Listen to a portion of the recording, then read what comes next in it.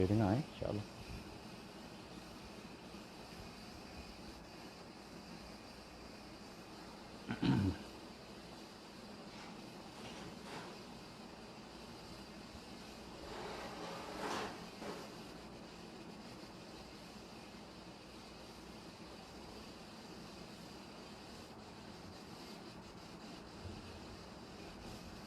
InsyaAllah kita boleh mula dengan Ummul Quran Al-Fatihah. A'udzubillahi as-sami'il 'alim minasyaitonir rajim. Bismillahirrahmanirrahim. Alhamdulillahi rabbil alamin arrahmanir rahim maliki yaumiddin iyyaka na'budu wa iyyaka nasta'in ihdinas siratal mustaqim siratal ladzina an'amta 'alaihim ghairil maghdubi 'alaihim waladdallin. A'udzubillahi as-sami'il 'alim minasyaitonir rajim. Bismillahirrahmanirrahim. Boleh dengar insya-Allah.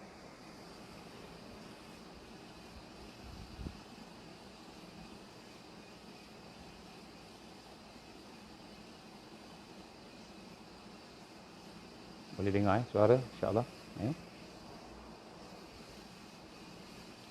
A'udzubillahi as-sami'il 'alim minasyaitonir rajim. Bismillahirrahmanirrahim. Innal hamdalillah nahmaduhu wa nasta'inuhu wa nastahdihi wa nastaghfiruh.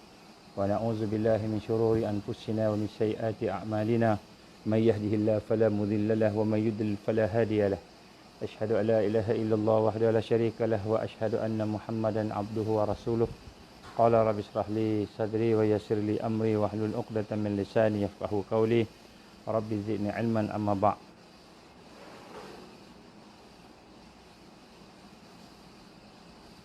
Assalamualaikum warahmatullahi wabarakatuh. Alhamdulillah, pertama-tama marilah sama-sama kita bersyukur kepada Allah Subhanahu Wa Taala. Dengan keizinan Allah, dengan kasih sayang Allah Subhanahu Wa Taala, kita diberikan kesempatan pada malam ini untuk sama-sama kita bertemu kembali, kita berkumpul dalam satu majlis untuk kita sama-sama memperingatkan diri kita, untuk sama-sama kita mempersiapkan diri kita dalam kita berjalan menuju kepada Allah Subhanahu Wa Taala. Marilah sama-sama kita meningkatkan lagi syukur kita dengan kita memperikhlaskan hati kita, kita memperdalamkan makna mencari redha Allah, iaitu bahawa hidup kita ini sebenarnya tidak ada sesuatu yang lebih besar melainkan kita sentiasa mencari redha Allah, mendapatkan redha Allah Subhanahu Wa Taala.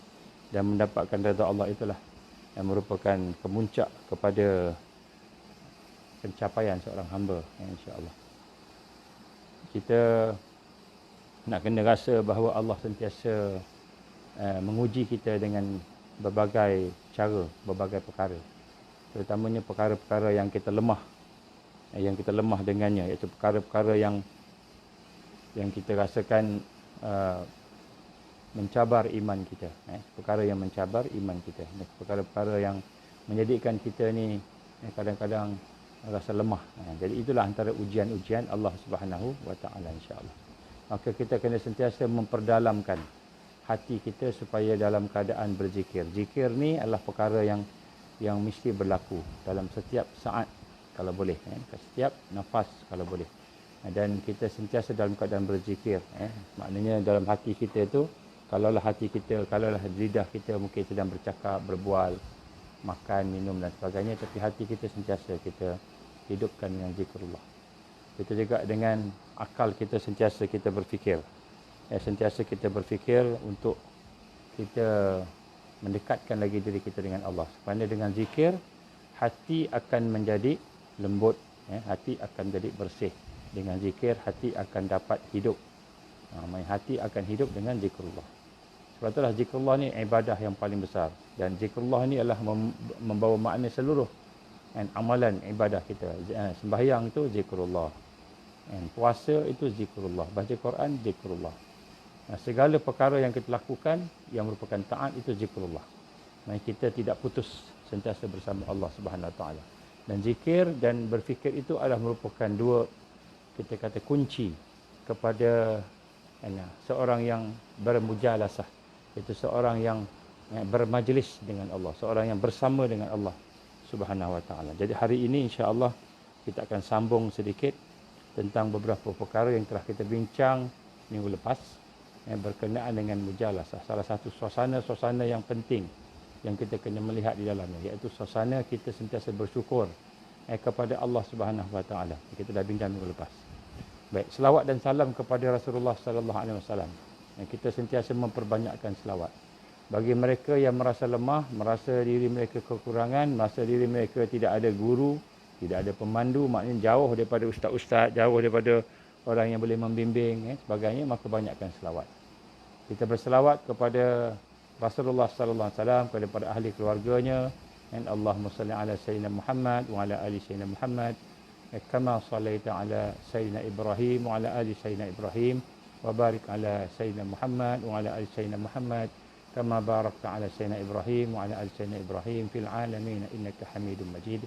Kita berselawat kepada Rasulullah sallallahu alaihi wasallam, ahli keluarganya, dan juga kepada para pejuang yang bersama-sama dengan risalah Rasulullah sallallahu alaihi wasallam. Bila kita banyak selawat, insya-Allah ada banyak perkara yang Allah akan beri pada kita. Kerana selawat ini adalah merupakan perkara yang antara zikir yang besar, zikrullah yang besar. Sebab kita mengingati Allah dan kita mengingati Rasulullah sallallahu alaihi wasallam. Kita mengingati Allah yang memerintahkan kita supaya berselawat dan bersalam ke atas Rasulullah sallallahu alaihi wasallam. Pada hari ini, tuan-tuan, puan-puan rahmati Allah Subhanahu Wa Taala, kita akan melihat salah satu daripada perkara yang penting. Perkara yang penting yang berlaku dalam hidup kita. Pada hari ini, kita di Malaysia ni Allah uji dengan kesenangan. Walaupun kita ada kesusahan, tapi kesusahan kita tak sama macam mana kawan-kawan kita di tempat lain. Kalau kita susah pun, susah kita adalah juga kebaikan yang kita nampak. Mungkin sementara, contohnya COVID-19. Baru-baru ni kita ada COVID-19. Jadi COVID-19 ni contohnya, walaupun tidak habis lagi, tetapi dia dapat diatasi dengan mudah. Ni Malaysia ni Allah bagi mudah. Bagi mudah bandingkan tempat-tempat lain. Sebab itulah kita lihat dalam hidup kita ni ada banyak kesusahan dan kita kata penderitaan, kesakitan. Tetapi semua itu adalah merupakan perkara-perkara yang sebenarnya tidaklah berat berbanding dengan orang lain. Sebab itulah kita nak kena rasa sebenarnya Malaysia kita di sini berada dalam keadaan mudah. Mudah. Walaupun kita ada masalah, macam-macam masalah. Macam-macam masalah kita. Tetapi masalah-masalah itu yang tidaklah hebat bagaimana orang-orang yang ada di luar sana. Contohnya, kalau kita lihat orang di luar sana sampai kehilangan rumah. Rumah mereka dirampas. Tanah mereka dirampas. Tak ada tempat tinggal. Ada yang anaknya mati terbunuh. Anaknya dibunuh. Ada yang suaminya dibunuh. Ataupun ada yang dipenjarakan. Ada yang diseksa dan sebagainya. Jadi inilah kita lihat bagaimana ujian di tempat lain lebih besar dan lebih hebat. Jadi kita lebih banyak berhadapan dengan kesenangan, kemewahan mungkin di sebahagian daripada kita. Mana pada hari ini kita kena melihat salah satu suasana dalam hati kita, suasana yang di mana digambarkan oleh Allah Subhanahu Wa Taala sebagai suasana yang digambarkan sebagai suasana tertipu. Tertipu, kita tertipu. Jadi hari ini orang duk banyak jerit-jerit perkataan penipu, tertipu dan sebagainya. Termasuklah sampai peringkat di dalam parlimen pun kita dengar perkataan menipulah, penipulah, sebagainya lah. Sampai dalam parlimen pun dengar perkataan tersebut. Jadi kita sama-sama nak melihat bagaimana sesungguhnya kehidupan kita ni adalah menipu. Baik, saya nak bawakan apa yang disebut oleh Imam Ahmad Ibn Athaillah Al-Iskandari dalam kitabnya Al-Hikam. Saya ambil makna saja. Kita tak ada banyak masa. Apa kata dia? Dia kata, saya baca makna sajalah. Takutlah kamu daripada adanya kebaikan Allah kepada kamu. Maksudnya kamu takutlah dengan kamu daripada kebaikan yang Allah bagi, daripada nikmat yang Allah bagi kepada kamu, beserta kekalnya jahat kamu. Maknanya nikmat Allah bagi, kemudian kejahatan kita, maksiat kita, dosa kita, kelemahan kita kekal ataupun bertambah. Maka dia kata, takutlah kamu daripada adanya kebaikan yang Allah beri kepada kamu, beserta dengan kekalnya jahat kamu kepada Allah. Jadi kalau kata di sini bahawa kalaulah Allah beri kebaikan kepada kita, nikmat kepada kita, tapi dosa kita, maksiat kita masih kekal bersama kita, tidak berkurangan, maka kata Muhammad Ibn Athaillah, dia kata apa? Takutlah kamu, bimbanglah kamu. takutlah yang demikian itu, kerana kebaikan itu adalah istidraj daripada Allah Subhanahu wa taala. Jadi apabila datang kebaikan, datang nikmat, datang kita kata sesuatu yang mudah dalam hidup kita, mudah, maka pada ketika itu juga didapati kita punya apa dia panggil kejahatan kita, kemaksiatan kita berkekalan. Maka ketahuilah dibimbangkan bahawa itulah adalah merupakan al-istidraj. Okey. Allah berfirman dalam surah Al-Qalam ayat 44. Sanastadrijuhum min haitsu la ya'lamun. Dan kami akan menarik mereka sedikit demi sedikit lanjuran ke jurang kebinasaan dari arah yang mereka tidak mengetahui atau mereka tidak sedar. Jadi Allah SWT menggambarkan bahawa apabila berlaku istidraj, apa istidraj ni? Suasana hati kita, kita nak kaitkan dengan tarbiyah. Istidraj ni adalah suasana hati kita yang senang, yang seronok, yang redha dengan maksiat, dengan kejahatan. Suasana hati yang senang dan redha dengan keadaan kita ini, kenikmatan tadi itu. Maknanya kita redha dengan kejahatan, maksiat yang ada dalam diri kita ini, yang mana pada masa yang sama nikmat bertambah. Jadi sinilah digambarkan kepada kita pada malam ini. Saya ingin membawa satu tajuk yang sebenarnya tajuk yang agak menakutkan saya sendirilah, yang kita buat muhasabah pada diri kita sendiri.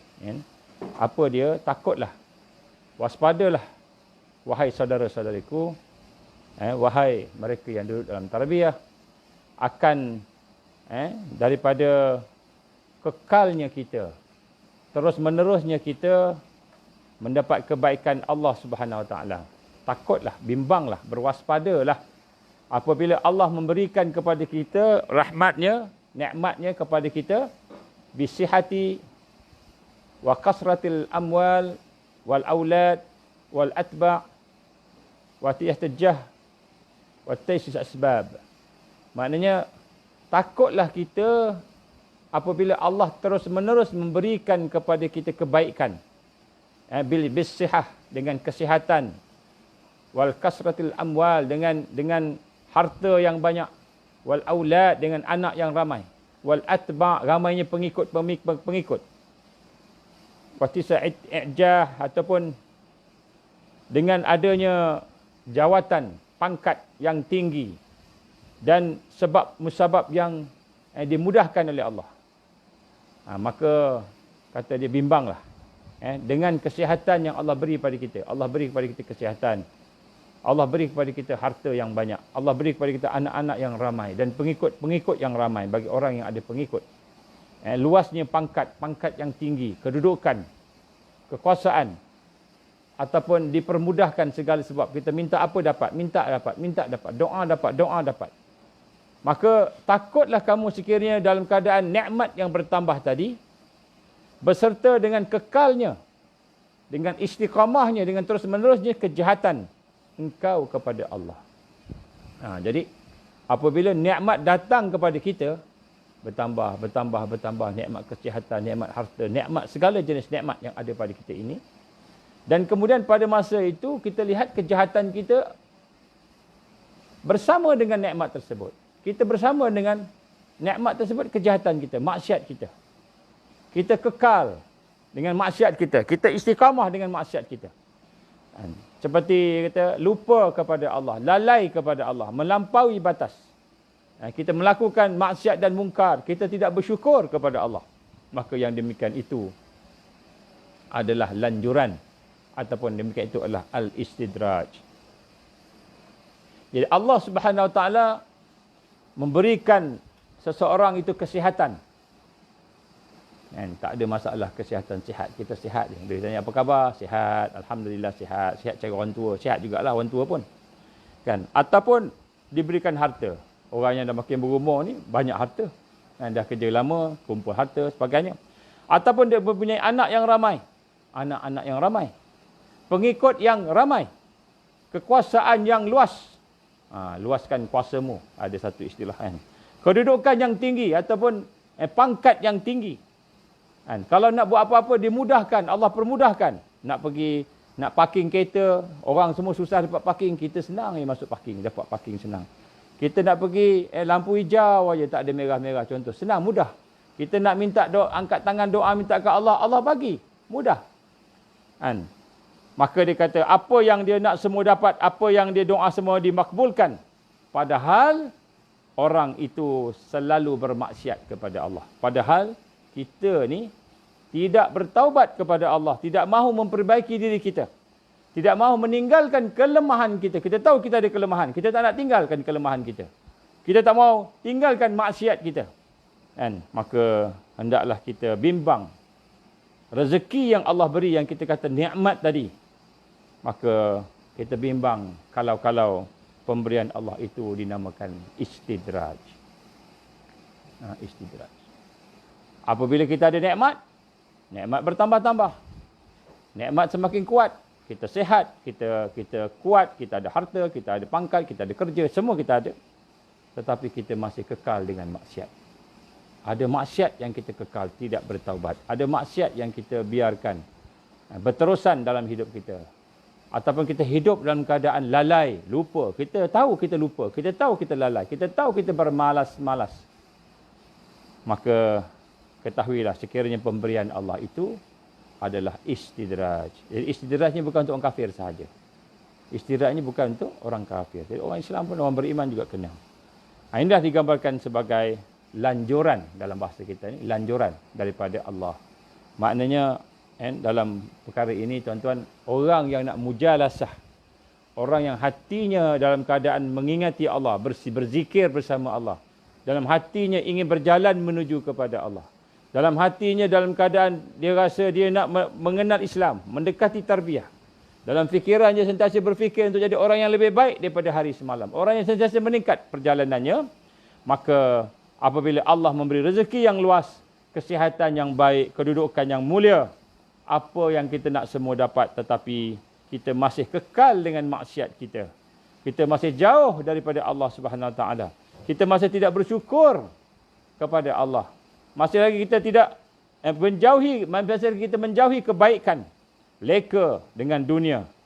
Masih lagi lemah dalam dakwah, masih lagi lemah dalam tarbiyah. Terus lemah. Terus menjauhi aktiviti-aktiviti dakwah, aktiviti program-program tarbiyah, program-program untuk membina diri kita. Kita semakin tinggi ego kita. Kita meninggalkan sahabat-sahabat yang soleh. Orang yang soleh-soleh ni kita mula menjauhkan diri daripadanya. Ujub kita semakin tinggi, kita rasa kita semakin ujub, rasa diri kita lebih baik daripada orang. Kita semakin ego, semakin sombong, kita rasa diri kita sombong. Kita rasa diri kita ini mula ada perasaan dendam, dengki yang tidak hilang. Lalai dan leka dengan dunia, leka dengan game, permainan-permainan yang ada di dunia ini, jauh daripada Quran, jauh daripada berzikir, jauh daripada berfikir, maka ketahuilah itu alamat-alamat bahawa kita di dalam keadaan istidraj. Itu alamat-alamat bahawa kita sedang dilanjurkan oleh Allah Subhanahu Wa Taala, iaitu maksud kelanjuran itu ialah kita sedang diistidrajkan oleh Allah Subhanahu Wa Taala. Jadi makna istidraj ini ialah lanjuran. Allah memberikan, Allah beri. Allah berikan nikmat, Allah berikan nikmat. Sebagaimana digambarkan oleh para ulama kita, kumunul mihnah bil ainil minna, iaitu tersembunyinya azab. Istidrajnya apa? Tersembunyinya azab, tersembunyinya bencana, tersembunyinya malapetaka dalam sebuah nikmat. Di sebalik nikmat itu ada malapetaka, ada azab, ada bencana. Dan inilah yang dimaksudkan dengan lanjuran ataupun istidraj. Seperti contohnya kalau kita kata madu. Madu itu manis rasanya. Baik, ada aspek kesihatan madu. Yang penuh dengan khasiat dia. Untuk kesihatan dan sebagainya. Tetapi madu yang diberikan kepada kita itu mengandungi racun. Mengandungi racun yang boleh melemahkan kita, yang boleh membunuh, yang membawa kepada bahaya dan malapetaka. Ya, sebab itulah kita nak melihat di sini, apabila kita melihat nikmat yang Allah beri kepada kita, nikmat yang Allah beri kepada kita, Sama ada nikmat itu nikmat duniawi. Kita dah bincang dah nikmat tajuk yang lepas. Nikmat yang berbentuk duniawi. Nikmat yang berbentuk maknawi. Yang kita nampak seperti untuk ilmu. Seperti kita mendapat khusyuk. Ataupun nikmat-nikmat ukhrawi. Nikmat akhirat. Di dunia ini ada nikmat akhirat. Contohnya amalan-amalan yang Allah Subhanahu Wa Taala memberikan kepada kita. Ganjaran yang besar. Walaupun amalannya sedikit. Contohnya sembahyang 2 rakaat sebelum fajar, sebelum subuh. Itu nama sama dengan satu dunia dan seisinya. Pahalanya besar. Mengucap 2 kalimah syahadah dan sebagainya. Itu semua pahala yang besar.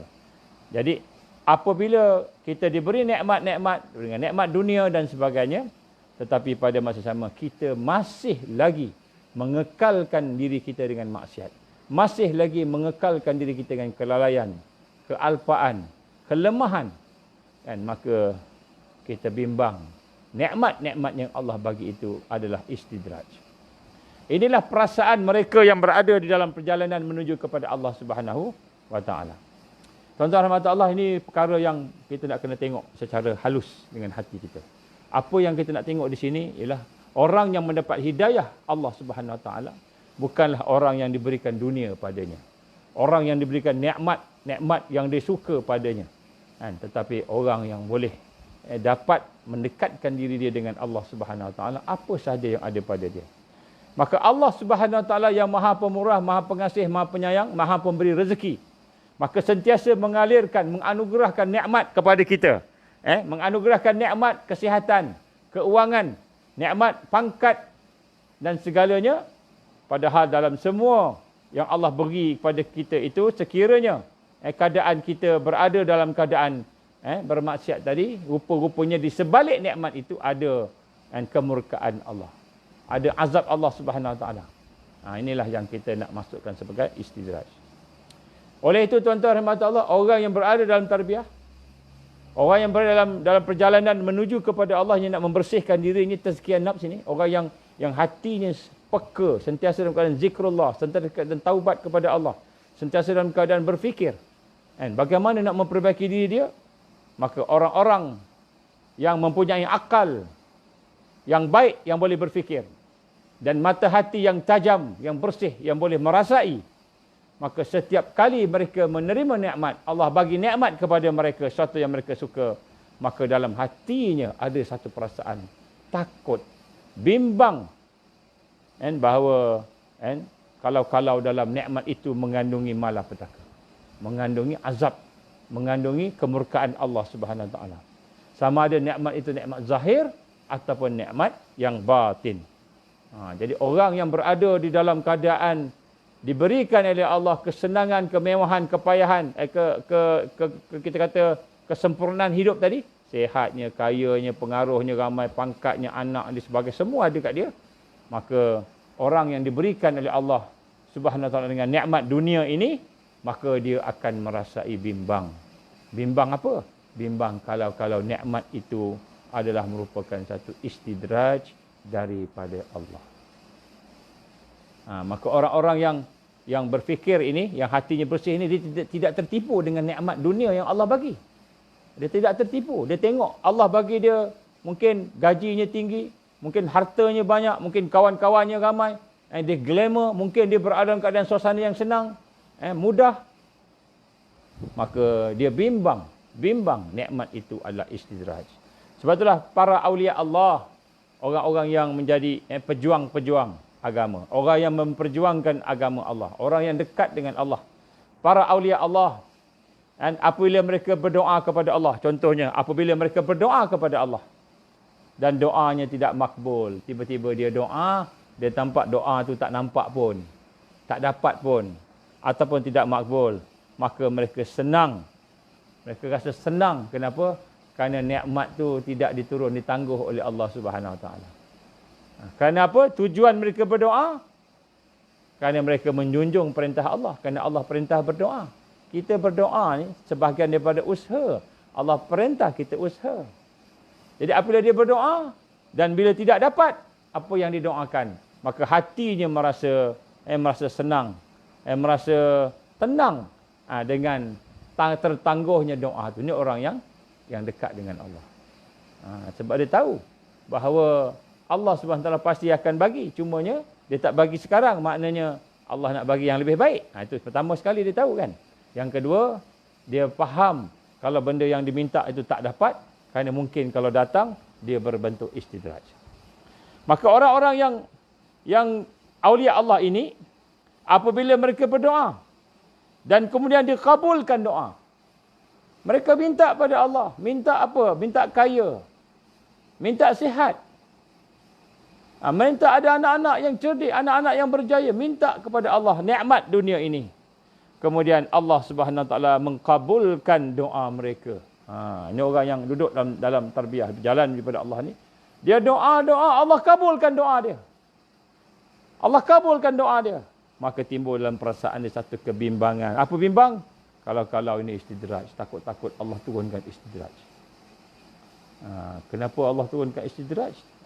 Dia takut dosa dia Allah tak ampunkan. Dia tidak mahu bertaubat pada Allah. Dia mahu mengekalkan diri dalam keadaan lalai, mengekalkan diri dalam keadaan tidak tertingkat, kelemahan. Tiba-tiba Allah bagi apa yang dia nak. Maka dia bimbang itu adalah lanjuran daripada Allah.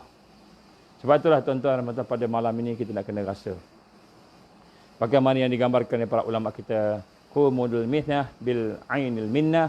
Dia kata apa? Tersembunyinya azab, tersembunyinya bencana, malapetaka Allah di sebalik sebuah nikmat yang diberikan oleh Allah. Maknanya di sebalik nikmat yang Allah bagi pada kita, di belakangnya itu ada azab. Di belakangnya itu ada bencana. Di belakangnya itu ada malapetaka, ada kemurkaan Allah. Sekiranya ia adalah istidraj. Maka istidraj ini dia bukan hanya untuk orang kafir saja, orang Islam, orang beriman. Dia bagikan kesihatan, tiba-tiba dia tidak menggunakan kesihatan dia itu untuk mendapatkan redha Allah dengan melakukan amal soleh. Dia gunakan kesihatan untuk bermaksiat kepada Allah. Dia gunakan nikmat untuk bermaksiat kepada Allah. Contoh, maka itu bila berjalan tu, maka Allah bagi lagi. Makin sihat. Makin muda. Setiap kali jumpa orang kata, makin muda lah awak. Awak nampak makin segak lah, makin tegap lah. Sebenarnya, bila dia dalam keadaan maksiat, dia tahu. Itu tanda-tanda alamat bahawa itu adalah merupakan istidraj. Maka sebab itulah, tuan-tuan rahmat Allah Subhanahu Wa Taala, maka berkata para ulama kita, qumudul mihna bil ainil minnah, tersembunyinya azab di sebalik sebuah nikmat. Ini kita kena berhati-hati. Orang yang selalu berzikir kepada Allah, yang menjaga diri dia dengan Allah, maka dia rasa bila Allah bagi nikmat, dia hati-hati. Dia tak seronok sangat dengan nikmat tu. Dia seronok dengan Allah yang memberikan nikmat, tapi nikmat tu sendiri satu ujian yang boleh menjadi azab kepada dia. Maka tersembunyi azab di sebalik sebuah nikmat. Dan apakah azab Allah yang paling besar, tuan-tuan? Apakah azab Allah yang paling besar?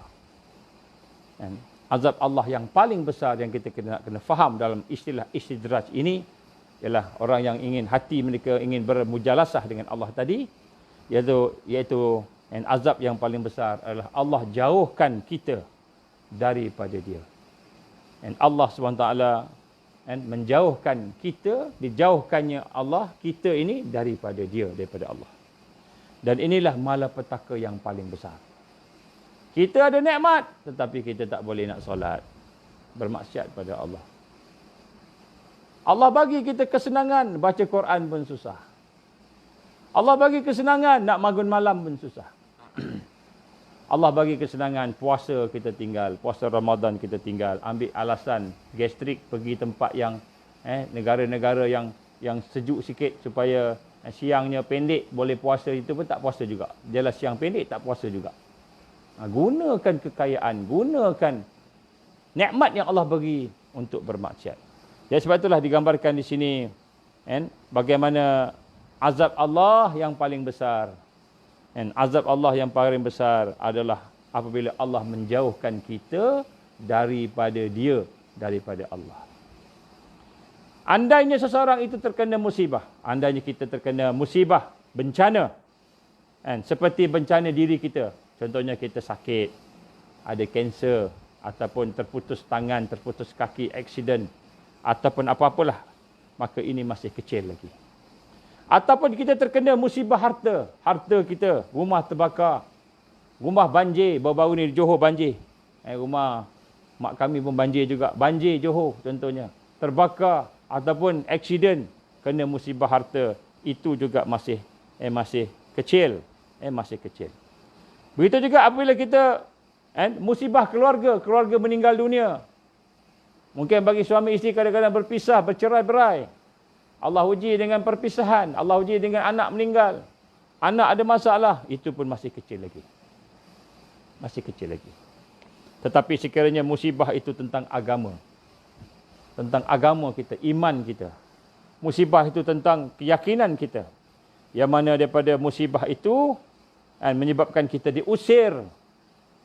Jauh daripada hadratillah. Dijauhkan kita daripada Allah. Daripada majlis Allah Subhanahu Wa Taala, maka inilah musibah yang paling besar.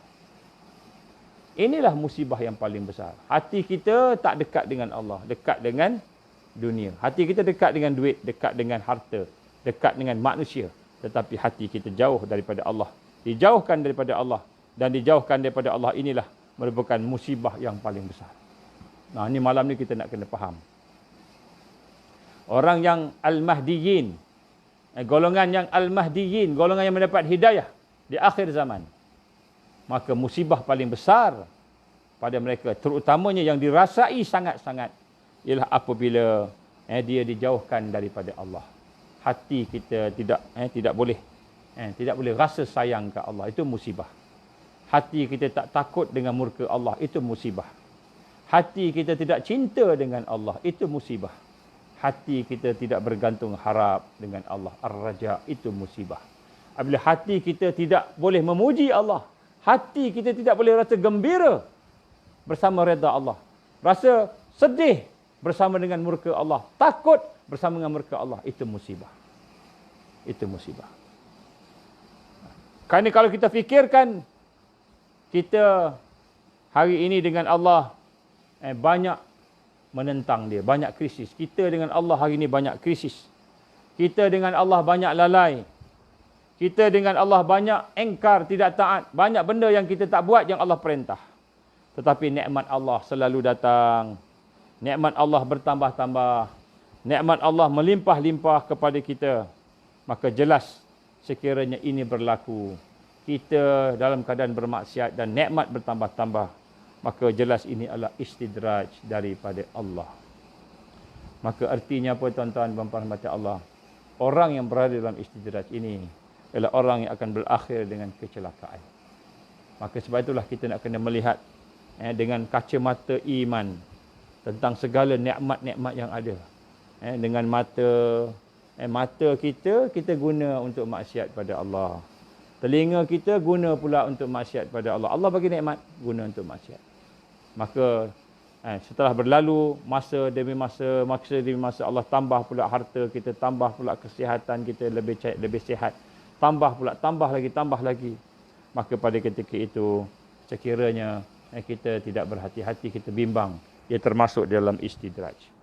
Maka berhati-hati bila diberi nikmat oleh Allah, berhati-hati, berwaspada, bertakwa apabila diberi nikmat oleh Allah, kerana bimbang termasuk dalam bencana, termasuk daripada dijauhkan daripada Allah. Inilah yang digambarkan sebagai kita bersifat warak dengan nikmat. Bersifat warak dengan nikmat. Kita nak kena ada satu perasaan berhati-hati. Kita menghalusi nikmat yang Allah beri. Sebab kita bimbang nikmat itu menjadi istidraj kepada kita. Sebagaimana yang digambarkan dalam zaman Rasulullah sallallahu alaihi wasallam, kisah Sa'labah. Jadi kisah Sa'labah ni ada banyak pandangan. Tadi pandangan yang jumhurnya mengatakan Sa'labah bin Hatib ini yang digambarkan radhiyallahu anhu adalah merupakan ahlul badar. Jadi kisah ini tidak berapa sahih, tidak sahih. Tetapi kita boleh ambil pengajaran lah.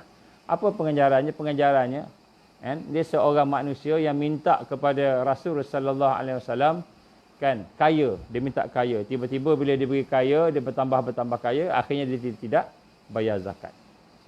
Ini contohnya ialah apabila kita melihat kita diberikan oleh Allah kekayaan, kita diberikan oleh kekuatan, kemampuan, kita tidak melaksanakan haknya zakat. Zakat. Apa zakat harta? Zakat harta ada, zakat pendapatan ada. Itu dari sudut harta. Begitu juga dengan kesihatan kita ada hak. Semua ada hak. Kan? Jadi sebab itulah kita lihat di sini, hari ini jutaan manusia yang tidak membayar zakat. Ramai manusia yang tidak membayar zakat. Satu ketika ada seorang laki-laki, Bani Israel. Kan? Dia kata, dia dalam doa dia. Dalam hati dia cakap dengan Allah. Dia kata apa? Aku bermaksiat padamu, ya Allah. Aku bermaksiat, aku buat maksiat. Aku buat maksiat, aku buat benda yang kau haramkan. Ataupun melanggar ketaatan. Tapi engkau tidak menyeksa aku, kata dia. Engkau tak buat, tak seksa aku pun apa-apa. Kan? Badan aku tetap sehat. Kan? Harta aku melimpah ruah. Kan? Pangkat tinggi, kawan-kawan ramai, pengaruh banyak. Kan? Jadi semuanya okey, glamour. Kan? Macam artis contohnya kan. Semua best. Wajah dia cantik, handsome. Hartanya banyak, agaknya lah. Kan? Kemudian dia terkenal, glamour, pergi sana sini, pengikutnya ramai. Suka orang sanjung. Jadi engkau tak ada bagi aku seksa. Padahal aku bermaksiat kepada engkau. Ini kata seorang laki-laki dalam pada zaman Bani Israel. Maka Allah pun mewahyukan kepada Nabi pada zaman dia. Ada Nabi pada zaman dia. Maka katakanlah kepada laki-laki itu. Allah berfirman, wahyu kepada Nabi itu. Katakan kepada laki-laki itu. Bahawa telah banyak seksa aku kirimkan kepadanya. Maksudnya Allah dah banyak kirimkan siksaan kepadanya. Tetapi engkau tidak merasakan seksa itu. Tapi engkau tak rasa, engkau diseksa. Engkau kena seksa sebenarnya. Maka Allah menyatakan sebenarnya kamu sedang diazab oleh sebab maksiat yang kamu lakukan. Tetapi kamu tidak sedar. Banyak yang telah dikirim siksaan. Tetapi kamu tidak merasakan. Jadi Allah firman kepada Nabi pada zaman itu. Beritahu pada laki-laki ini. Sebenarnya engkau sedang diseksa. Tapi engkau tak sedar. Maka Allah pun berfirman kepada Nabi tadi kata apa? Kita buat muhasabah di kita tuan-tuan pemalihan yang dirahmati Allah. Bahawa bekunya air mata engkau. Air mata ni tak boleh mengalir. Air mata tak boleh mengalir untuk bertaubat kepada Allah. Dan kerasnya hati engkau. Jadi apabila air mata tidak boleh mengalir, nikmat banyak, maksiat pun banyak. Maka air mata tidak boleh mengalir. Kerasnya hati, hati tidak tersentuh, tidak rasa apa-apa. Dengar ceramah rasa boring, keras hati, sembahyang rasa keras hati. Maka itu adalah siksaan yang telah diberikan kepada kamu. Itulah siksaan yang telah diberikan kepada kamu. Itu adalah istidraj daripada aku. Itulah istidraj daripada Allah Subhanahu Wa Taala. Dan inilah hukuman sekiranya kamu mengetahui. Sekiranya kamu mengetahui. Kita muhasabah tuan-tuan. Apa nak muhasabah ni? Sebelum ni mudah menangis. Kita ingat dosa, kita menangis. Kita ingat perjuangan Nabi, tengok cerita kisah sirah Nabi, tengok sirah sahabat-sahabat, menangis, mengalir air mata kita. Kita ingat tentang siksaan Allah, teringat neraka Allah. Allah akan buat sekian-sekian pada orang yang berdemikian. Allah akan siksa dengan azab yang kita tengok, kita baca, melihat tentang siksaan Allah, menangis, mengalir air mata kita. Tapi sekarang, dah tak boleh menangis dah. Tidak boleh menangis ini adalah rupanya siksaan, hukuman daripada Allah terhadap istidraj yang Allah beri kepada seseorang itu. Jadi hukuman Allah Subhanahu Wa Taala bukan semestinya penyakit, ataupun hilangnya harta, ataupun kita kata dia terasa menderita dengan beberapa masalah. Itu adalah hukuman yang kecil. Dan hilangnya harta, penyakit itu hukuman yang kecil. Hukuman yang paling besar ialah apabila kita dijauhkan daripada Allah. Hati kita dijauhkan daripada Allah. Fikiran kita dijauhkan daripada Allah. Itulah hukuman yang paling besar. Azab yang paling besar. Tuan-tuan, kita kena buat muhasabah sama-sama. Waktu kita hidup susah, waktu kita hidup sederhana, kita sentiasa aktif menuntut ilmu. Kita sentiasa sembahyang berjamaah, baca Quran. Waktu kita sederhana hidup kita, kita aktif ziarah, silaturahim dengan sahabat-sahabat kita. Waktu kita hidup susah, waktu kita hidup sederhana. Tapi sekarang, bila kita sudah ada harta, sudah jadi peniaga, sudah ada pegang jawatan, sudah ada kerja yang banyak, makin sibuk, sampai kita solat jamaah pun tak sempat. Menuntut ilmu pun semakin kurang. Menziarah saudara, sahabat-sahabat kita, silaturahim pun semakin renggang. Program-program tarbiyah semakin jauh. Dakwah semakin lemah. Jihad dan berkorban semakin tipis. Tetapi kekayaan kita melimpah. Masa lapang kita makin banyak. Orang pencen terutamanya, orang pencen. Masa lapang makin banyak. Tapi dakwah makin kurang. Tarbiyah makin kurang. Kesenangan dunia semakin banyak. Kemewahan dunia makin banyak. Maka masa lapang dihabiskan dengan melancong, bersenang-senang, berseronok dengan nafsu dan dunia. Habis masa bersama cucu sahaja. Tidak melihat kepada ummah yang ada pada hari ini. Ini adalah alamat tanda-tanda istidraj. Tanda-tanda istidraj. Sebab tu tuan-tuan, kita tengok zaman kita sekolah menengah, zaman kita sekolah rendah, sekolah menengah, zaman kita sekolah agama, sebahagian kita sekolah agama, zaman kita di universiti. Banding sekarang. Kita dengan Islam, kita dengan dakwah, kita dengan sembahyang, kita puasa, kita Quran kita. Banding dengan sekarang. Sekarang nikmat makin banyak. Harta makin banyak. Duit dalam bank tu lebih banyak lagi masa kita sekolah menengah dulu. Dan masa kita universiti dulu. Duit kita lagi banyak. Kan? Ataupun kita punya harta lagi banyak. Tetapi apabila harta banyak, kita makin kurang. Ilmu, majlis ilmu kita kurang. Kita makin kurang. Kurang dari sudut berdakwahnya, duduk dalam tarbiyahnya, meningkat tadi, maka ini tanda-tanda istidraj. Inilah hukuman daripada Allah. Maka Allah berfirman dalam Al-Quran, saya bacakan lagi sekali tuan-tuan, surah Al-Qalam ayat 44. Tuan-tuan tulis ayat ni, tampal dekat tengah-tengah rumah. Terutama rumah yang besar. Di mana tempat yang paling kita suka tu, rumah tu. Yang mana tempat yang paling kita seronok duduknya, mungkin di depan tempat tengok TV, tengok movie, teater, home theater. Ataupun tempat kita bersama keluarga, kita bersantai-santai. Tempat kita banyak bersama-sama dengan family kita, kesenangan kita. Mungkin di kebun kita. Mungkin di tempat game kita, tempat kita main game. Permainan kita. Tampal ayat ni tuan-tuan. Ayat surah Al-Qalam ayat 44. Sanastadrijuhum min haitsu la ya'lamun. Aku ataupun kami akan menarik mereka sedikit demi sedikit. Dan Allah Taala menyatakan dia akan menarik mereka sedikit demi sedikit, lanjuran, sehingga terlanjur ni buat benda maksiat. Lanjuran ke jurang kebinasaan dari arah yang mereka tidak sedar. Maknanya berlakunya istidraj ialah dalam keadaan mereka tidak sedar.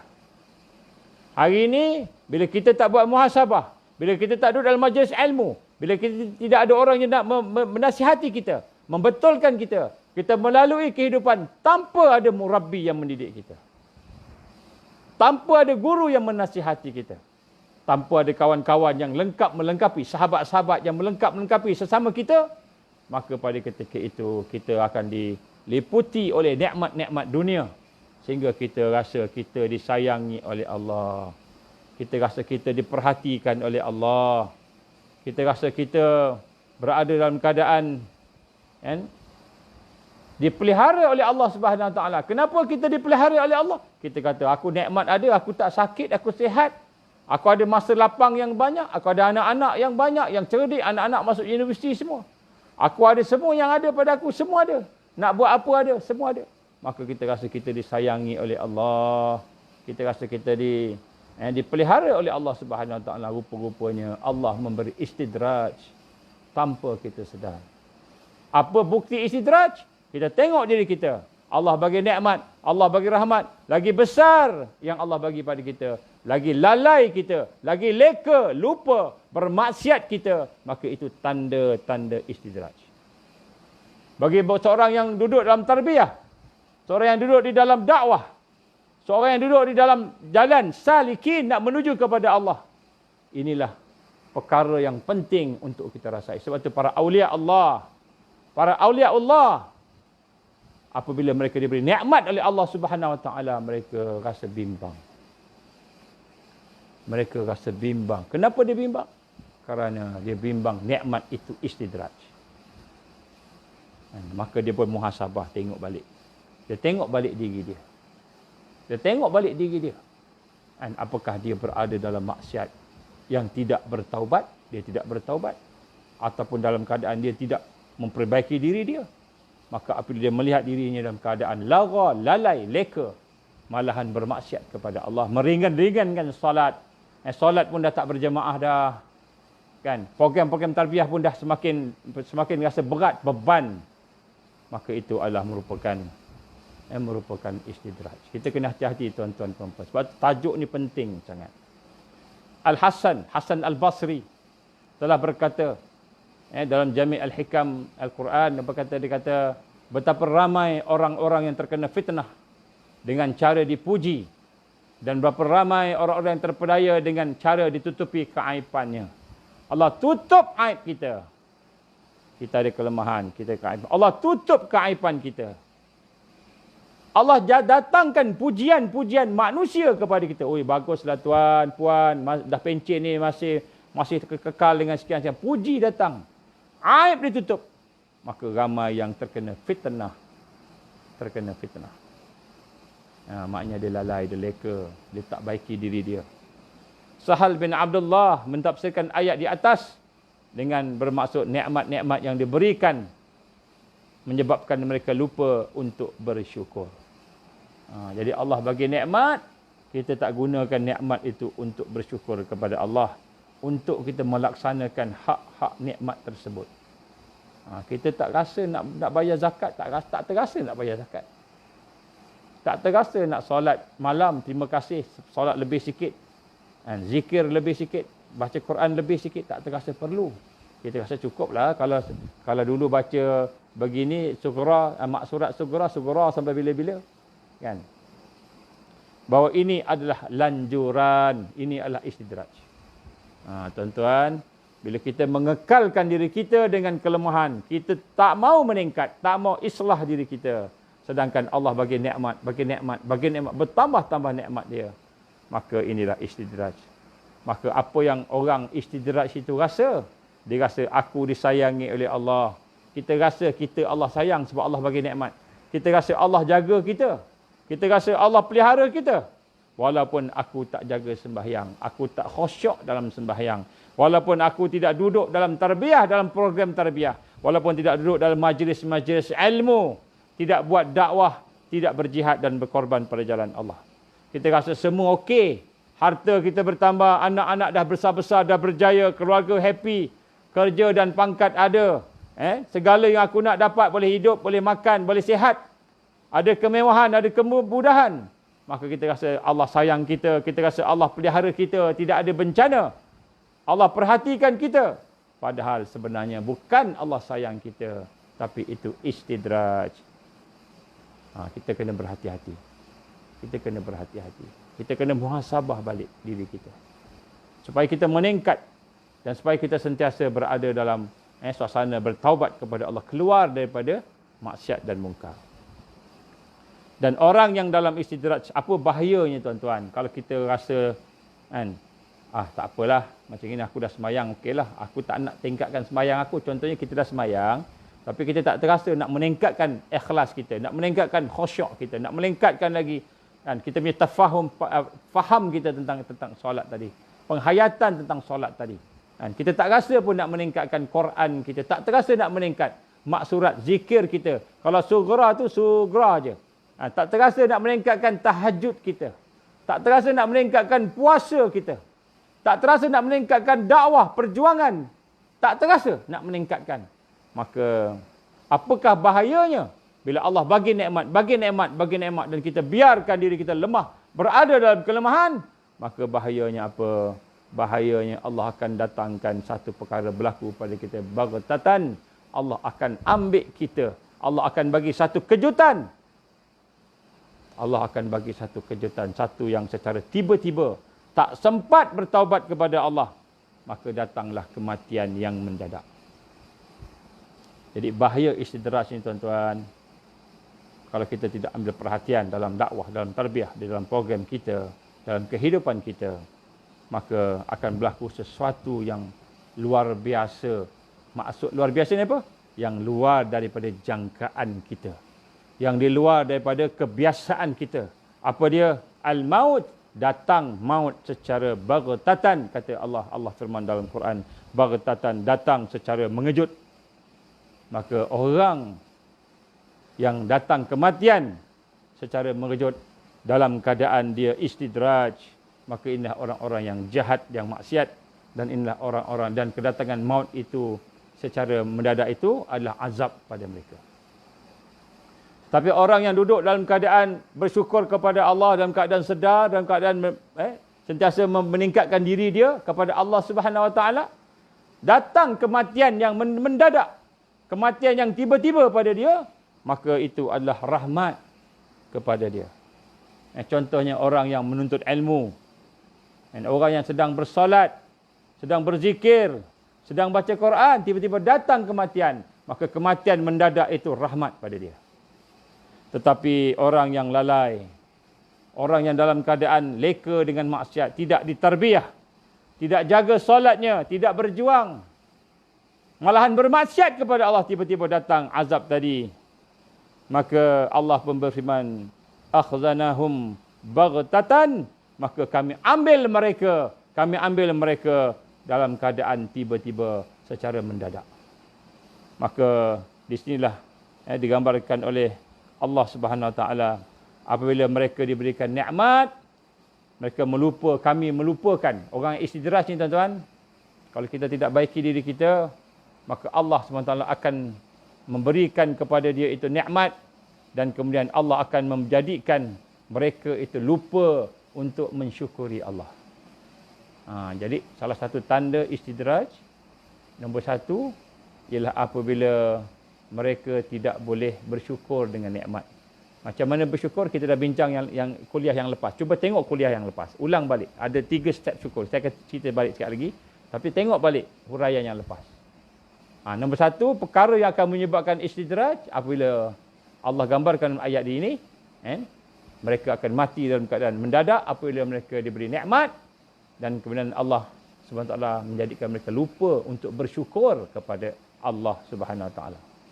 Dan mereka senang dengan nikmat, mereka seronok dengan nikmat, dan mereka terdinding daripada yang memberi nikmat. Mereka terdinding, terhalang daripada dapat merasai yang memberi nikmat. Allah yang memberi nikmat, dia terdinding. Maka ketika itulah ukhizu, mereka diambil oleh Allah secara baghtatan, secara tiba-tiba. Ini bahaya istidraj. Bahaya istidraj ni yang sedang kita asyik leka dengan nikmat kita, dengan kekayaan, dengan kedudukan. Kita leka dengan kesenangan kita, leka dengan permainan kita, sukan kita, game kita, leka dengan kemewahan kita. Akhirnya tiba-tiba sedang kita duduk di tempat yang kita suka, tengah tengok TV ke, tengok movie ke, leka lalai, maka tiba-tiba datang jantung, serangan jantung. Maka tak sempat nak qada salat, tak sempat nak qada puasa, tak sempat nak kembalikan hak-hak orang yang pernah kita zalimi, apa lagi nak sedekah, tak sempat nak bertaubat. Kenapa kita tak sempat nak bertaubat, tak sempat nak solat, nak qada solat, tak sempat semua? Kerana Allah mengambilnya secara baghtatan. Allah mengambilnya secara tiba-tiba. Secara tiba-tiba Allah rentap nikmat yang dia berpegang dengannya, yang disayang dengannya, yang disuka tadi. Allah rentap nikmat tadi. Tiba-tiba kena jantung, tiba-tiba accident. Kereta mewah dah, kereta Porsche, kereta dah mewah, tetapi tiba-tiba accident. Allah rentap nikmat tadi. Maka tak sempat dia nak bertaubat kepada Allah. Tak sempat untuk dia nak qada salat dia, qada puasanya dan sebagainya. Maka Allah SWT mengambil nikmat tadi daripadanya secara menyeluruh. Ini bahayanya istidraj. Bahayanya istidraj. Apabila kita leka dengan nikmat, kita lupa pemberi nikmat. Kita lupa kepada yang memberi nikmat, yang memberi rezeki kepada kita. Kita hanya tengok, kita seronok dengan nikmat yang diberikan. Contohnya Bal'am bin Ba'urah. Salah satu figur yang kita mungkin dah pernah dengar cerita dia. Bagaimana Bal'am bin Ba'urah ini diberikan nikmat oleh Allah Subhanahu Wa Taala. Diberikan oleh Allah Subhanahu Wa Taala Ismul Azam. Dia ni diajar oleh Allah Ismul Azam. Apa Ismul Azam ni? Nama Allah yang agung. Apabila Allah mengajar kepada dia Ismul Azam, mana dengan nama Allah yang agung itu, maka jadilah dia seorang yang bila dia minta saja Allah bagi. Doa dia mustajab. Orang yang dekat dengan Allah Subhanahu Wa Taala, Ismul Azam, dia sentiasa dalam keadaan zikir, dalam keadaan dia berdoa, doa dia tu mustajab. Bila dia doa tu mustajab. Jadi, dia minta apa pun Allah bagi. Dengan Ismul Azam yang diajar oleh Allah Subhanahu Wa Taala kepadanya. Maka di sinilah kita lihat dia menjadi seorang yang tidak bersyukur. Bal'am bin Ba'urah ini menjadi seorang yang tidak bersyukur. Akhirnya dia keluar daripada dunia ini. Mati dia dalam keadaan tidak membawa iman. Mati dalam keadaan kufur. Walaupun dia tahu, ilmunya dia tahu tentang Ismul Azam, tentang nama Allah yang Maha Agung. Yang dalam nama-nama Allah ni ada nama yang Maha Agung. Yang paling agung sekali Ismul Azam. Maka dengan Ismul Azam itu dia berdoa, Allah bagi. Doa dia mustajab. Apa saja dia nak Allah bagi. Tetapi apabila dia tidak bersyukur kepada Allah, maka Allah memberikan kepada dia istidraj. Akhirnya mati dalam keadaan tidak beriman. Ini satu kisah yang amat menakutkan tuan-tuan. Apabila orang itu Allah sayang, maka Allah akan pelihara dia. Baik, kita tengok orang yang Allah sayang. Bila Allah sayang kepada seseorang, maka Allah akan pelihara dia. Maka diberikan nikmat. Kita tengok Allah bagi nikmat kat dia. Nikmat apa? Apalah saja nikmat. Nikmat makan, minum, tak ada sakit. Boleh nikmat harta, nikmat anak-anak. Mungkin tak banyak macam orang, tapi Allah bagi nikmat. Maka diberikan nikmat. Diberikan nikmat. Diberikan nikmat. Dan kemudian ditarik nikmat. Tanda Allah sayang pada seseorang itu. Kan? Dia bagi nikmat. Mungkin dia ada anak, dia ada suami, dia ada harta, dia ada kawan-kawan, dia ada pangkat, dia apa semua. Tiba-tiba Allah tarik. Muflis. Bankrupt. Akhirnya anak semua lari. Semua lari. Tinggalkan dia. Habis semua. Tinggal dia seorang-seorang. Dia ada suami yang dia sayang. Tiba-tiba suami dia tinggalkan dia. Dia ada isteri yang dia sayang. Tiba-tiba isteri tinggalkan dia. Dia ada anak yang dia sayang. Anak-anak tinggalkan dia. Tinggalkan dia. Walaupun dia sayang ke anak-anak isteri. Dia sayang ke suami dia. Dia tinggalkan. Maka orang yang Allah sayang, Allah pelihara, ialah orang yang Allah beri dia nikmat. Bagi dia nikmat. Bagi dia nikmat. Bagi dia nikmat. Kemudian Allah tarik nikmat itu. Sehingga akhirnya hamba itu sedar. Insaf.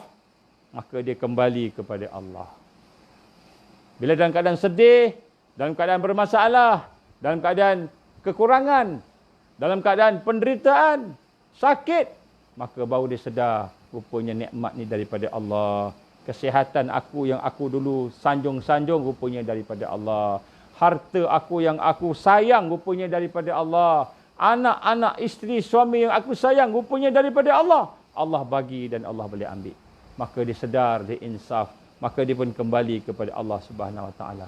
Dia pun menjadi seorang yang sabar.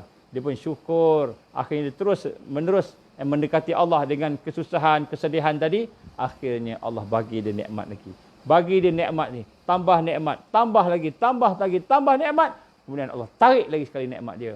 Maka ketika itu dia rasa sedih. Dia rasa insaf. Dia rasa sedar. Ketika itulah dia kenal Allah yang Maha Perkasa. Ini cara Allah pelihara seseorang. Sebab tu tuan-tuan dan puan Allah, bila kita hilang nikmat yang kita ada, nikmat yang kita sayang, yang kita suka, mungkin keluarga, mungkin diri kita sendiri, kesihatan, kepakaran kita, mungkin apa saja nikmat, kekayaan kita, Allah tarik nikmat itu, maka sedarlah Allah nak beritahu pada kita bahawa nikmat ni dia punya, bukan kita punya. Maka orang yang dalam keadaan bersyukur, dalam keadaan memahami dan mengenal Allah tadi, maka sudah tentulah dia akan terasa apa? Dia terasa insaf, sedar. Maka dia pun bertaubat pada Allah. Dia pun menyesal, ya Allah, Engkau bagi aku nikmat, aku lupa, aku lara. Engkau bagi aku nikmat, aku bermaksiat. Maka dia pun patah balik pada Allah. Ini orang yang Allah pelihara. Orang yang Allah tak pelihara, Dia bagi nikmat, dia bagi nikmat, dia bagi nikmat, dia semakin buat maksiat, makin bermaksiat, makin bermaksiat, makin bermaksiat, akhirnya dia mati dalam keadaan nikmat yang dicabut dengan serta-merta dalam keadaan dia bermaksiat kepada Allah. Ini adalah istidraj. Ini istidraj. Sebab itu suasana hati kita hendaklah kita merasai. Jangan sampai nikmat itu mengelirukan kita, menipu kita. Nikmat jangan sampai menjadikan kita ini tertipu. Sebenarnya yang penting bukan nikmat, tetapi yang memberi nikmat. Yang memberi rezeki. Bukan rezeki itu yang penting. Yang penting yang memberi rezeki. Jadi orang yang mula memahami akan hakikat istidraj ini, dia boleh pujuk hati dia. Ya Allah, sesungguhnya Engkau ambil nikmat aku. Mungkin aku ada suami terpaksa berpisah dengan suami. Aku ada isteri terpisah dengan isteri. Aku ada anak-anak terpisah dengan anak-anak. Aku ada harta, dirampas hartanya, hilang, muflis, bankrupt dan sebagainya. Maka kita boleh sedar, dia rasa, ya Allah, hanya Engkau sajalah. Hanya Engkau sajalah yang Maha Pemurah, Maha Penyayang. Ampunkanlah dosa aku, ya Allah. Dia pun minta ampun. Maka kesedaran dia, keinsafan dia, kesabaran dia tadi menyebabkan dia semakin dekat dengan Allah. Allah makin sayang dia. Ini orang yang Allah pelihara. Dan selepas tu Allah bagi nikmat lagi. Kalau dia ada umur lagi, kan, kalau dia masih lagi panjang umurnya, Allah bagi nikmat. Mungkin dia dapat balik suami, boleh dapat balik isteri, mungkin dia dapat balik anak-anak, mungkin dapat balik apa-apa yang Allah ambil tadi. Atau mungkin Allah tak ambil, Allah tak bagi, kan? Makin sampai dia meninggal, Allah nak naikkan darjat dia. Maka ini cara Allah memelihara. Ini Allah yang Maha Penyayang. Maka dia akan memberikan sesuatu kepadanya sehingga akhirnya yang menyebabkan seseorang itu yang berada dalam keadaan sentiasa kembali kepada Allah. Kembali kepada Allah. Sebab itulah tuan-tuan rahmati Allah, ketika nikmat-nikmat kita ditarik oleh Allah Subhanahu Wa Taala, maka ketika itu wajib kita untuk insaf dan sedar. Jangan kita rasa menyesal, rasa macam komplain ke Allah. Ya Allah, kenapalah Engkau ambil nikmat aku, kenapalah begini. Sesungguhnya Allah ambil nikmat yang ada pada kita. Tandanya Allah pelihara kita daripada istidraj. Ini orang yang kenal Allah, yang zikir pada Allah, maka dia boleh pujuk hati dia. Sedih, memang sedih. Memang sedih. Kita ada kekasih tinggalkan kita. Yang kita kasih kan. Rupanya yang kita kasih tu makhluk. Kan? Allah nak suruh kita kasih dia, kasih yang sejati kepada Tuhan. Yang kita sayang harta rupanya. Yang kita sayang manusia rupanya. Yang kita sayang kesihatan kita rupanya. Yang kita sayang rezeki yang diberi oleh Allah. Kita tak sayang yang memberi rezeki. Apabila kita tidak dapat sayang yang memberi rezeki, maka kita akan tertipu. Itulah ghurur. Inilah dinamakan istidraj. Allah bagi. Akhirnya mereka akan menghabiskan dirinya dengan baghtatan, kata Allah. Allah firman dalam Quran, baghtatan, ukhizu baghtatan. Allah ambil dia secara mendadak, secara tiba-tiba. Ini tuan-tuan rahmat Allah. Ini suasana realiti yang ada dalam kehidupan kita yang kita kena faham dalam perjalanan menuju kepada Allah Subhanahu Wa Taala. Kita tengok nikmat kita. Jangan sampai ada nikmat yang kita gunakan untuk maksiat. Jangan sampai ada nikmat yang kita gunakan untuk menuju kepada maksiat. Jangan sampai kita ada nikmat, kita tidak iktiraf Allah. Kita ingat nikmat tu kita punya. Aku yang pandai. Aku yang boleh buat. Aku yang kuat. Aku terlupa nikmat daripada Allah. Jadi sebab tu tuan-tuan, maka kita nak kena rasa di sini. Allah orang maka wajiblah kita. Tuan-tuan, saya nak simpulkan sikit. Maka wajiblah ke atas manusia yang beriman. Bila dia merasa nikmat, dia dapat nikmat. Bila kita dapat nikmat, kita ada nikmat yang kita. Nikmat ni banyak tuan-tuan, saya dah sebut dalam kuliah yang lepas. Tengok balik, dengar balik kuliah lepas. Nikmat mata, nikmat dunia ni, nikmat bercakap, nikmat semua. Maka setelah Allah memberikan kepada kita nikmat, merasai nikmat zahir ataupun batin, bahawa wajib kita mengenali akan hak nikmat tersebut. Nombor satu tuan-tuan, macam mana kita tidak mahu istidraj tertimpa pada kita. Ini solution dia. Nombor satu, kita kena faham, setiap nikmat yang Allah beri kepada kita, dia bukan saja-saja Allah bagi gitu. Semua nikmat yang Allah beri kepada kita, mata lah, telinga lah, hidung lah, mulut lah, hidup kita, kesihatan kita, anak-anak, harta kita, pekerjaan kita, tanggungjawab kita, kereta kita, ladang kita, semua nikmat yang Allah bagi pada kita, Allah bukan bagi saja-saja, Allah bagi bersama hak dia, ada hak dia. Dia ada hak dia. Maka wajib kita melaksanakan, menjalani nikmat tadi bersama hak-hak yang Allah Subhanahu Wa Taala berikan kepada kita. Contohnya apa tuan-tuan? Contohnya ilmu, nikmat ilmu. Kita ada ilmu. Apa hak ilmu itu? Ilmu yang ada pada kita, haknya adalah kita kena amalkan. Dan kena amalkan ikhlas kerana Allah Subhanahu Wa Taala. Bukan amal untuk menunjuk-nunjuk, amal ikhlas. Dan kemudian kalau kita mampu mengajar, kita mampu menyampaikan, sampaikan, tu hak ilmu. Kita kena amal, ilmu ni kena amal. Bukan ilmu simpan dalam otak, lepas tu tak buat apa-apa. Kemudian harta. Apa hak harta? Nikmat harta yang Allah bagi pada kita. Maka ada hak yang perlu kita lakukan ke atas harta tersebut. Contohnya pada harta kita ada zakat. Wajib kita bayar zakat. Bayar zakat. Zakat bukannya mahal sangat pun, 2.5%. 1/40. Tuan-tuan, terlalu sedikit. Tapi itu hak dia. Kemudian zakat atau nikmat harta, jangan hak dia apa? Hak dia jangan digunakan untuk benda yang haram. Itu antara hak-hak. Kita kena kenal, kena tahu apa hak-hak dia. Begitu juga dengan kesihatan. Begitu juga dengan keluarga, kawan-kawan. Wajib kita mengenal hak-hak itu dengan segera. Itu nombor satu. Untuk mengelakkan istidraj, kita kena faham apa hak nikmat yang Allah bagi. Mata yang boleh melihat, maka hak dia apa?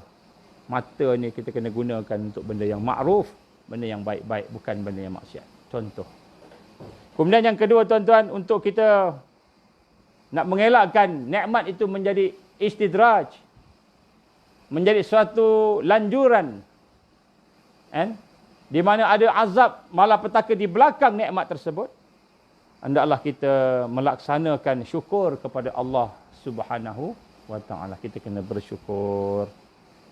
Bersyukur ni secara ringkasnya minggu lepas kita dah sebut panjang, tapi kita nak ringkaskan di sini. Maknanya syukur ni contohnya ada 3. Yang pertama syukur lisan. Syukur lisan ni kita menyebut alhamdulillah, puji Allah. Kita teringat satu nikmat Allah bagi, puji Allah. Ni syukur lisan. Syukur lisan. Kita puji Allah. Kemudian kita ceritakan pada orang lain, kisahkan nikmat ni daripada Allah. Alhamdulillah, tadi aku nak pergi ke bandar, nak parking, punyalah ramai orang susah, aku sampai-sampai tu boleh parking. Alhamdulillah, nikmat daripada Allah. Contoh simple je, nikmat kecil. Kita cerita kepada orang. Allah bagi, Allah bagi, Allah bagi.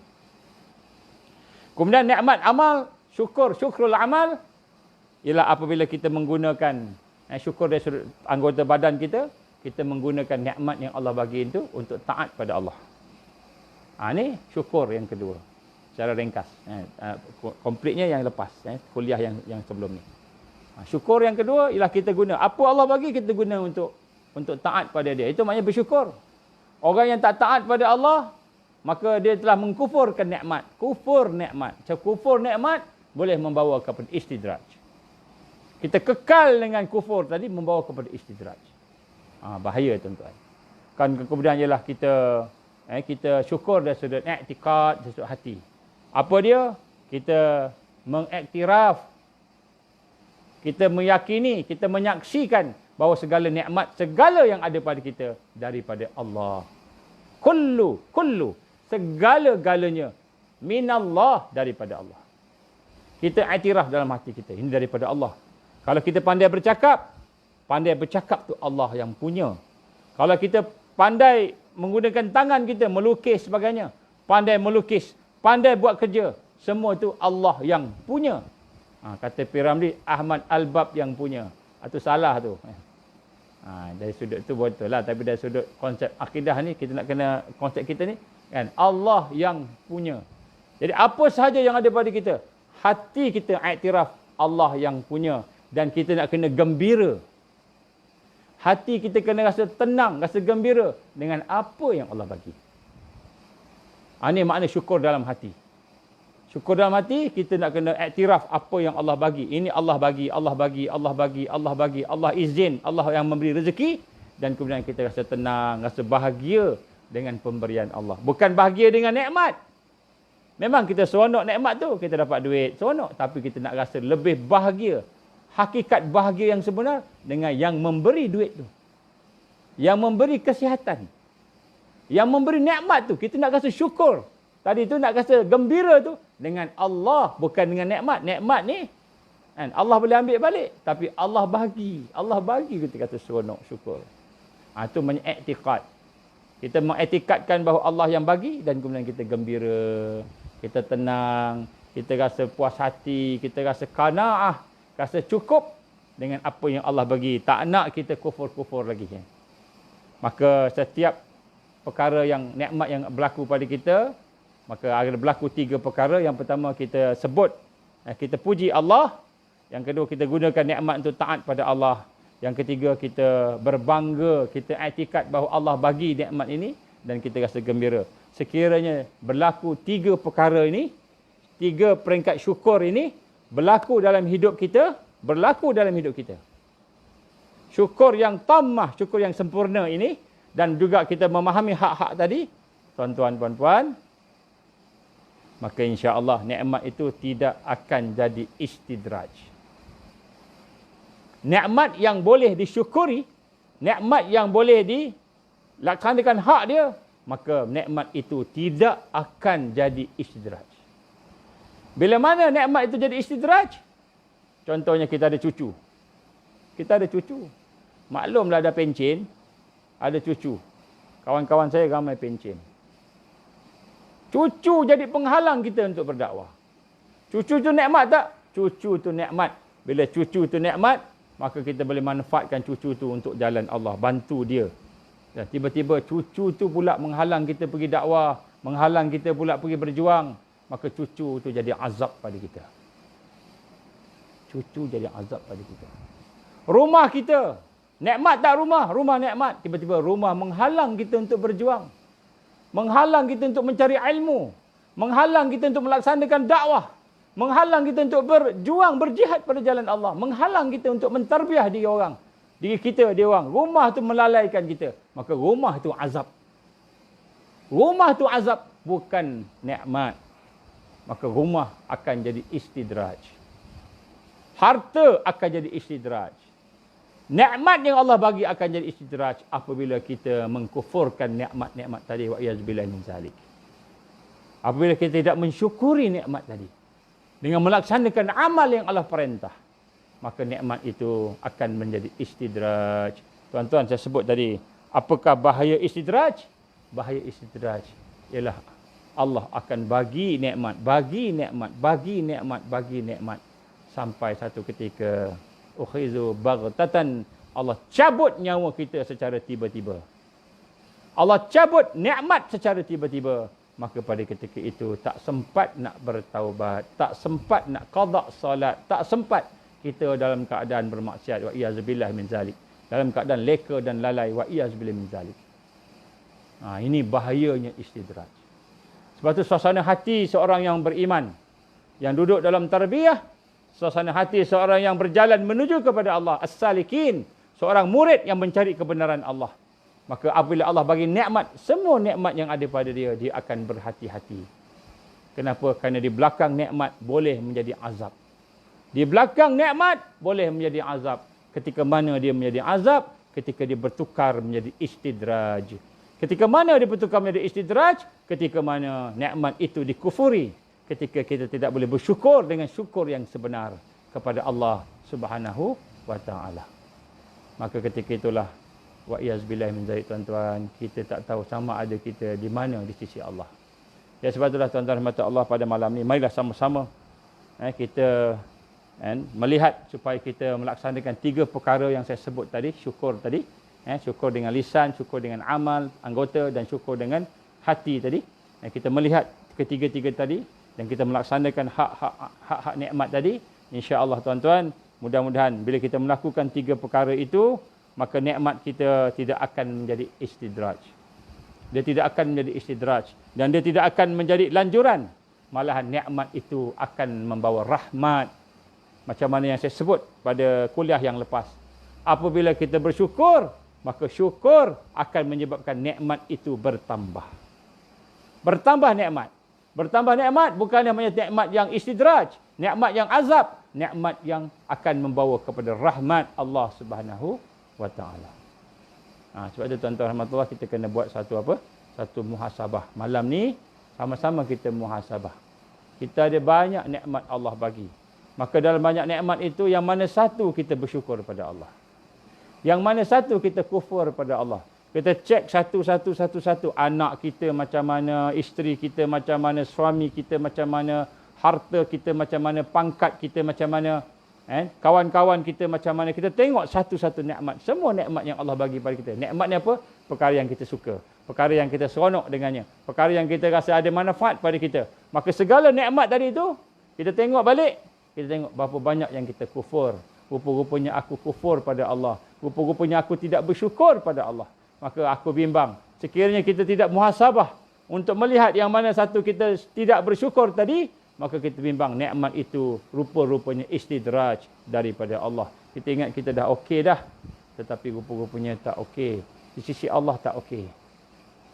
Ini penting tuan-tuan. Ini namanya mujalasah. Salah satu suasana hati, suasana dalam hati kita, dalam berjalan menuju kepada Allah, dalam berjalan untuk mentarbiah diri kita, ini suasana ni. Salah satunya. Kita dah jelaskan satu-satu. Jadi salah satunya ni, suasana untuk sampai kita menjauhkan diri kita daripada tipu daya ghurur kepada nikmat yang Allah bagi kepada kita. Sehingga kita benar-benar boleh bersyukur pada Allah Subhanahu wa taala.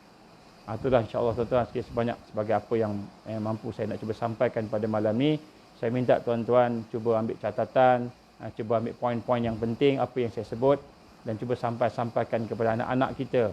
Anak-anak kita dalam keadaan mewah hari ini. Kita bukan mewah tuan-tuan, lalai. Kita leka dengan entertainment, leka dengan game, permainan, leka dengan kehidupan dunia yang lara, yang lalai dan menipu daya. Maka apabila kita membiarkan suasana kita dalam keadaan lalai, dalam keadaan leka, dalam keadaan tidak mendekati Allah, dalam keadaan tidak memperbaiki diri kita, kelemahan kita, bertaubat pada Allah tadi, maka kita bimbang istidraj. Tuan-tuan, sebab tu hari ini kita tengok, minta maaf saya sebut, ramai di kalangan orang Islam boleh mati tanpa kalimah syahadah. Meninggal dunia tanpa kalimah syahadah. Tak boleh nak sebut la ilaha illallah, tak boleh nak sebut la ilaha illallah. Tak boleh nak sebut Allah, Allah. Tak boleh nak sebut Allah, Allah. Sedangkan perkataan Allah, la ilaha illallah, mudah sangat nak sebut. Kalau tak boleh sebut la ilaha illallah, Allah. Allah sekurang-kurangnya hu Allahu, dialah Allah. Allahu, Allah, Allah. Nak sebut Allah pun. Kenapa tuan-tuan? Rupa-rupanya hidup kita dalam keadaan istidraj. Wa iyazubillah min zalik. Tuan-tuan, kita tengok muhasabah diri kita noh. Kita jangan tengok orang lain. Sekali kita bagi fatwa kat orang lain pula. Tak, kita tengok diri kita dulu. Kita tengok diri kita dulu. Baru kita betulkan pelan-pelan. Anak-anak keluarga kita, saudara kita betulkan secara hikmah. Sebab istidraj ni tajuk yang agak dalam. Kita kena rasa tuan-tuan. Jadi sebab dia berlawan dengan nafsu kita, dia berlawan dengan kebiasaan adat kita. Ini istidraj ni, kita kena faham. Sebab adat yang ada pada hari ini, orang dalam keadaan istidraj, majoriti dalam keadaan istidraj. Tapi jangan pula kita tuduh orang ni, tuduh orang tu, kita tengok diri kita. Mudah-mudahan kita baiki diri kita, Allah akan baiki keluarga kita, Allah akan baiki jiran-jiran kita. Mudah-mudahan Allah akan baiki umat, insya-Allah. Aku liqali hadza astaghfirullahalazim li wa lakum, insya-Allah. Kita akan sambung tajuk yang lain yang muhaddasah, iaitu tajuk kita akan macam mana bercakap-cakap dengan Allah. Sir, bercakap-cakap dengan Allah. Hati orang yang mendapat hidayah, dia boleh bercakap-cakap dengan Allah. Dia boleh berkongsi dengan Allah Subhanahu Wa Taala. Macam mana insya-Allah kita akan bincang pada masa akan datang, pada masa yang pada kuliah yang seterusnya insya-Allah. Aku liqali hadza astaghfirullahalazim li wa lakum, insya-Allah. Mudah-mudahan Allah ampunkan dosa kita. Mudah-mudahan Allah berikan kekuatan kepada kita untuk mengamalkan apa yang kita tahu, mengamalkan apa yang kita sama-sama yang dah dapat. Mudah-mudahan Allah memberikan kepada kita kekuatan untuk istiqamah dengan ikhlas sehingga ke akhir hayat kita, insyaallah. Allahumma salli ala sayyidina Muhammad wa ala alihi wa sahbihi wa baraka wa sallam. A'udzubillahi samil alim minasyaitonir rajim. Bismillahirrahmanirrahim. Alhamdulillahi rabbil alamin wassalatu wassalamu ala asyrafil anbiya'i wal mursalin wa ala alihi wa sahbihi ajma'in. Allahumma innaka ta'lam anna hadhihi al-qulub qad istamat ala mahabbatik wa altaqat ala ta'atik wa tawahadat ala da'watik wa ta'ahadat ala nusrati syari'atik wa wasikillahumma رابطتها وعدمتها واهدها سبولها واملأها بنورك الذي لا يخبو واشرح صدورها بفيض الإيمان بك وجمل التواكل عليك وأهيها بمعرفتك وأمتها على شهادة في سبيلك يا الله إنك نعم المولى ونعم النصير. اللهم انصر الإسلام والمسلمين والمستضعفين والمجاهدين في كل مكان وفي كل زمن. اللهم انصرنا على تارك الدعوة وتارك التربية وتارك الجهاد في سبيل الله. لا إله إلا أنت سبحانك إنا كنا من الظالمين. يا الله يا حي يا قيوم برحمتك نستغيث. يا الله اللهم إنا نسألك لسانا رطيبا بذكرك وقلبا مفعوما بشكرك وبدنا حينا لينا بطاعتك. اللهم إنا نسألك إيمانا كاملا ونسألك قلبا خاشعا ونسألك علما نافعا ونسألك يقينا صادقا ونسألك دينا قيما ونسألك العافية من كل بلية ونسألك تمام الغنى عن الناس وحب لنا حقيقة الإيمان بك حتى لا نخاف ولا نرجو غيرك ولا نعبد شيئا سواك واجعل يدك مبسوطة علينا وعلى أهلنا وأولادنا ومن معنا برحمتك ولا تكلنا إلى أنفسنا طرفة عين ولا قل من ذلك يا نعم المجيب. ربنا أتمم لنا نورنا واغفر لنا إنك على كل شيء قدير. ربنا لا تزغ قلوبنا بعد إذ هديتنا وهب لنا من لدنك رحمة إنك أنت الوهاب. ربنا هب لنا من أزواجنا وذرياتنا قرة أعين واجعلنا للمتقين إماما. اللهم إنا نعوذ بك من عذاب جهنم. اللهم إنا نعوذ بك من عذاب القبر. اللهم إنا نعوذ بك من فتنة المحيا والممات. اللهم إنا نعوذ بك من فتنة المسيح الدجال. اللهم إنا نعوذ بك من المأسم والمغرم. ربنا أتمم لنا نورنا واغفر لنا إنك على كل شيء قدير. ربنا آتنا في الدنيا حسنة وفي الآخرة حسنة وقنا عذاب النار. وصلى الله على سيدنا محمد وعلى آله وصحبه وبارك وسلم. سبحان ربك رب العزة عما يصفون والسلام على المرسلين والحمد لله رب العالمين. سبحانك اللهم وبحمدك أشهد أن لا إله إلا أنت أستغفرك وأتوب إليك. بسم الله الرحمن الرحيم والعصر إن الإنسان لفي خسر إلا الذين آمنوا وعملوا الصالحات وتواصوا بالحق وتواصوا بالصبر. Minta tolong kongsikan, tolong share sebanyak yang mungkin insya-Allah. Wabillahi taufik wal hidayah. Assalamualaikum warahmatullahi wabarakatuh.